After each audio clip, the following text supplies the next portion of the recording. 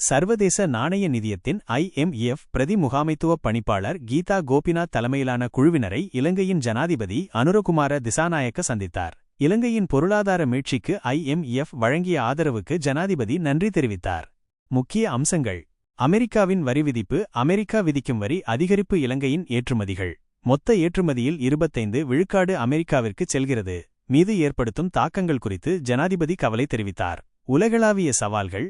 உலகளாவிய நெருக்கடிகள் இலங்கைக்கு ஏற்படுத்தும் சவால்கள் மற்றும் எதிர்மறையான விளைவுகள் குறித்தும் அவற்றை திறம்பட நிர்வகிக்க மேற்கொள்ளப்படும் நடவடிக்கைகள் குறித்தும் ஜனாதிபதி விளக்கமளித்தார்.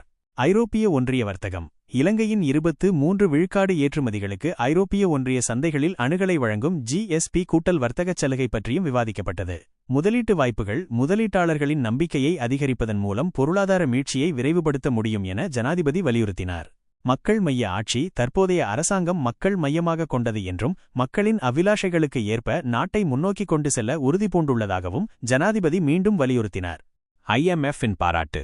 மக்கள் ஆதரவு. பொதுத் தேர்தல் மற்றும் உள்ளூராட்சி தேர்தல்களில் அரசாங்கத்திற்கு கிடைத்த மக்கள் ஆதரவு சீர்திருத்தங்களை செயல்படுத்த உதவும் என திருமதி கோபிநாத் குறிப்பிட்டார். பொருளாதார வளர்ச்சி. கடுமையான நெருக்கடியில் இருந்து இலங்கை அடைந்த பொருளாதார வளர்ச்சி, பணவீக்க குறைப்பு மற்றும் கடந்த 2 ஆண்டுகளில் அடைந்துள்ள முன்னேற்றங்களுக்கு திருமதி கோபிநாத் பாராட்டு தெரிவித்தார்.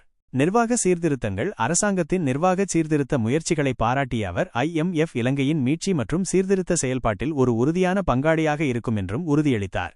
இச்சந்திப்பில் மத்திய வங்கி ஆளுநர் மற்றும் நிதி அமைச்சின் செயலாளர் உள்ளிட்ட பல உயர்மட்ட அதிகாரிகளும் கலந்து கொண்டனர்.